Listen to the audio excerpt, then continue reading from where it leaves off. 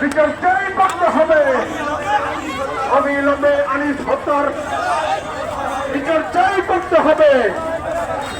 শরিয়ার মস্তুল এক হাইলাইট